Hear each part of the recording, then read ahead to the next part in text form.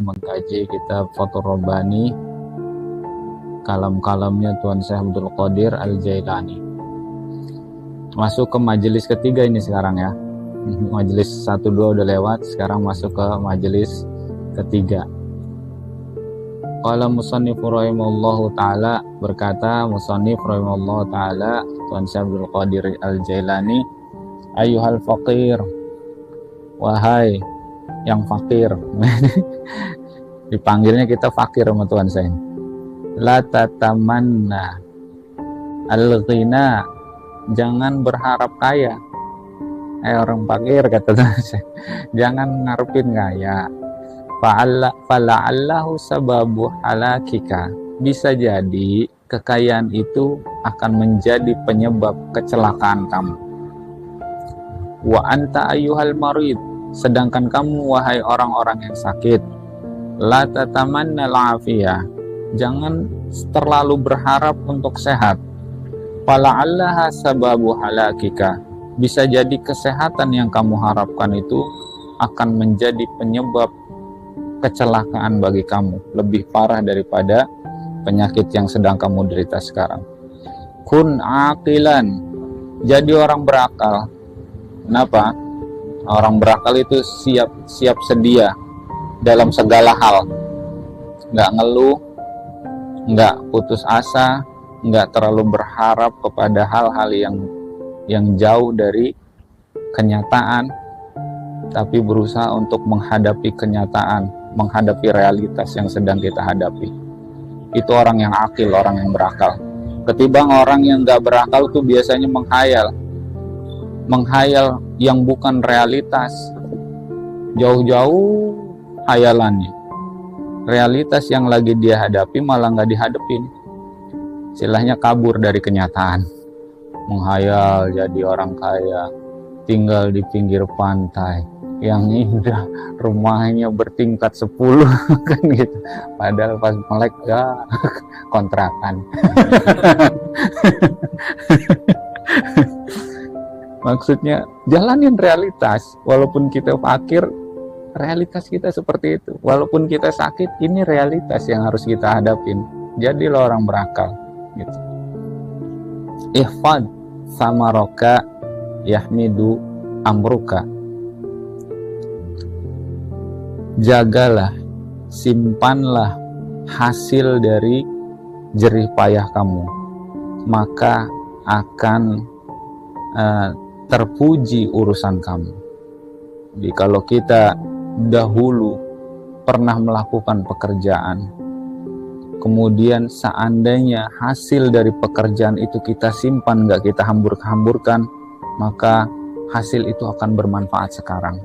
Kenapa orang fakir dulu nggak nyimpan apa yang udah dihasilkan, lupa, sehingga sekarang menjadi orang yang nggak terpuji. Kenapa? Sekarang hasil dari kerja kita dulu.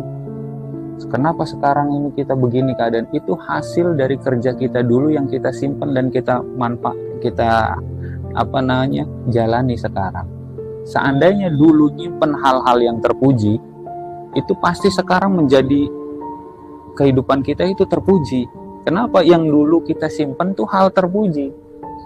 Tapi kalau dulu yang kita simpan bukan hal terpuji, akhirnya kita nikmati sesuatu yang nggak terpuji juga sekarang. Maksud Tuhan saya begitu. Kalau kerjaan itu kerjaan yang terpuji, simpan dulu hasilnya. Karena kelak akan kita nikmatin hasil itu. Nggak habis hari itu juga. Semua kan begitu.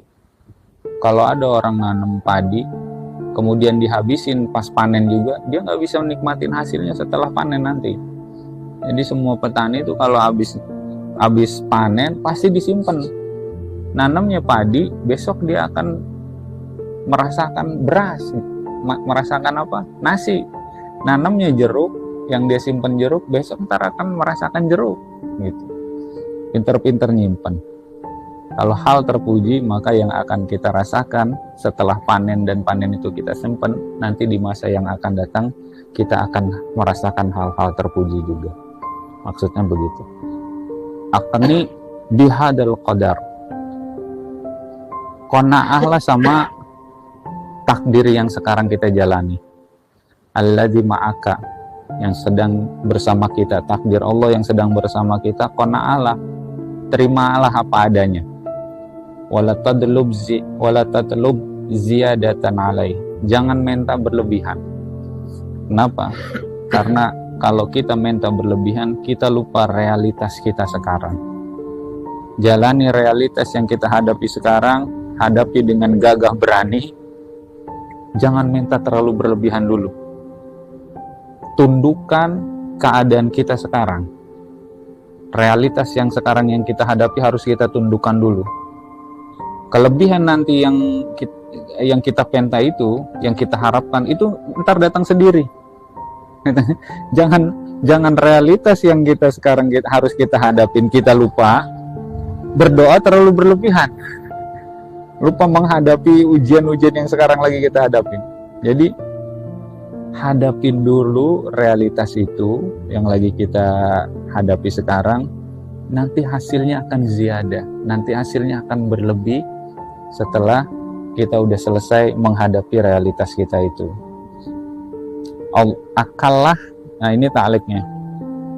Akallah yang berperan dalam sifat qanaah terhadap takdir. Makanya kita disuruh berakal karena waktu qanaah itu nerimo apa adanya, itu qanaah itu maksudnya. Dan sifat nerimo ini itu yang paling berperan adalah akal kita.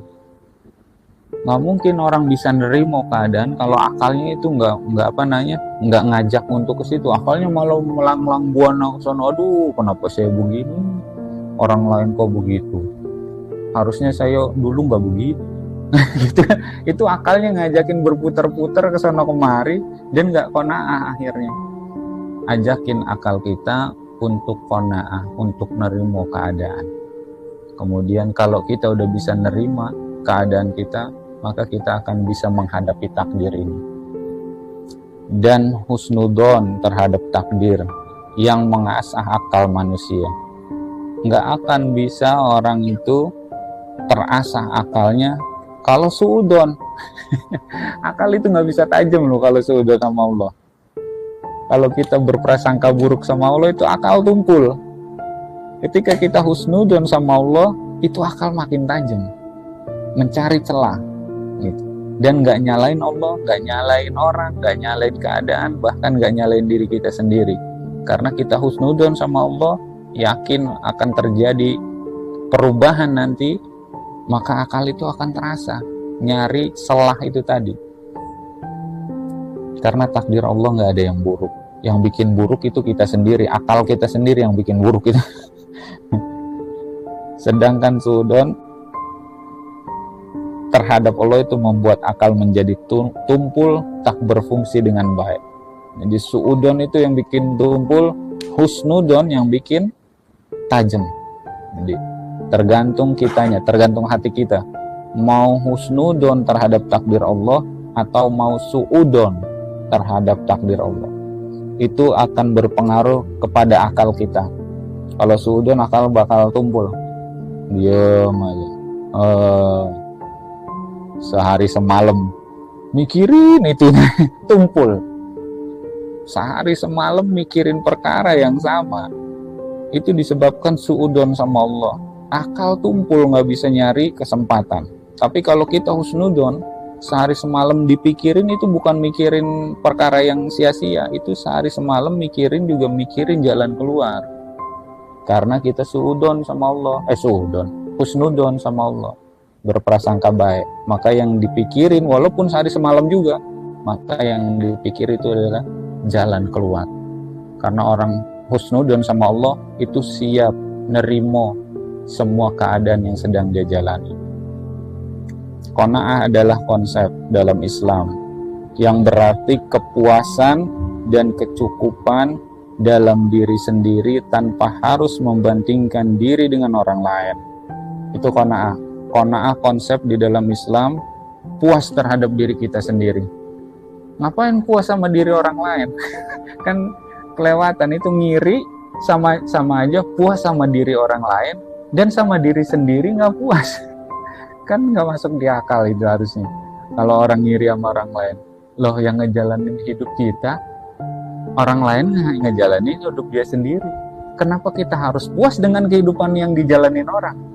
Sementara kita ngejalanin hidup kita sendiri malah nggak puas. Lah yang ngejalanin kita.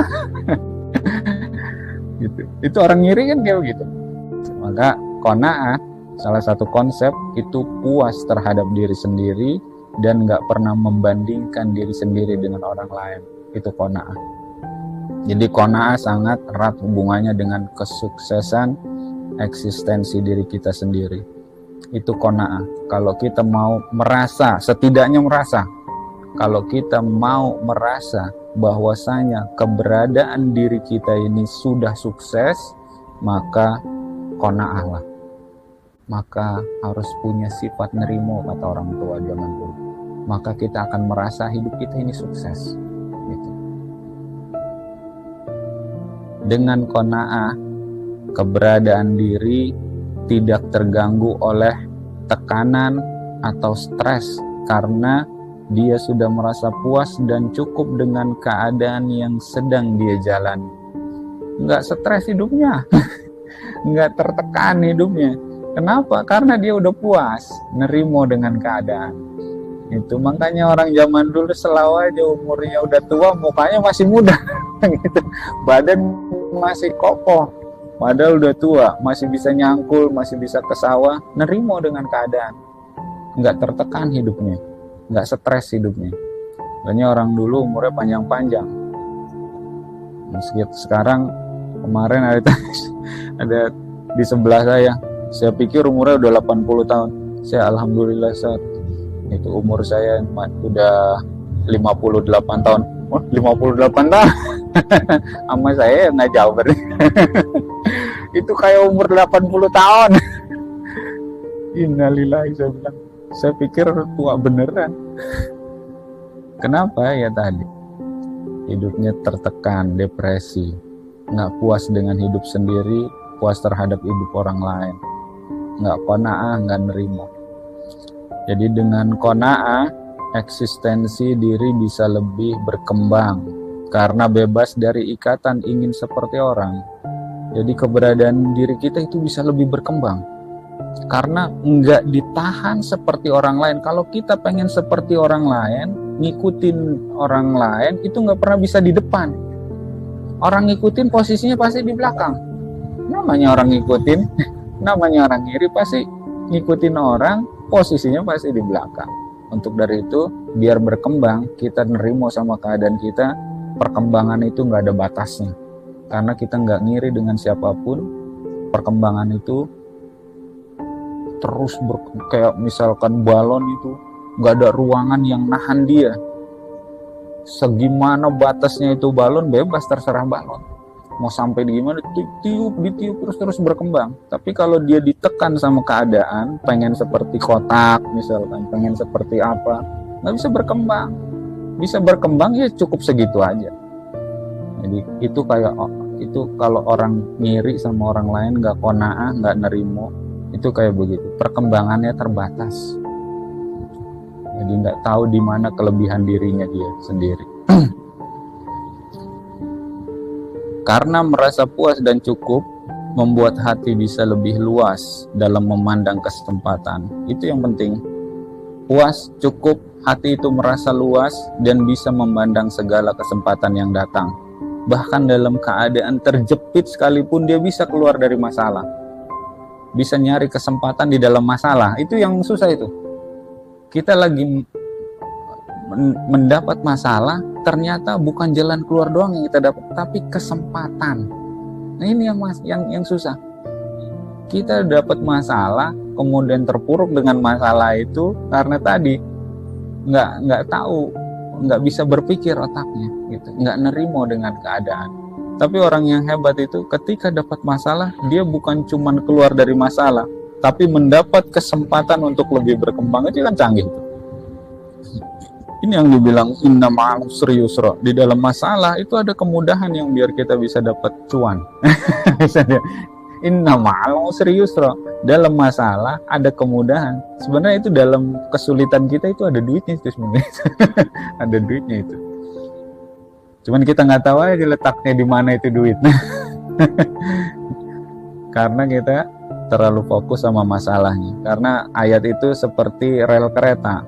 Inna ma'al usri yusra.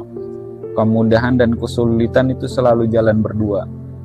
Gitu. Kalau kita fokus sama kesulitannya doang, maka akan anjlok itu kereta.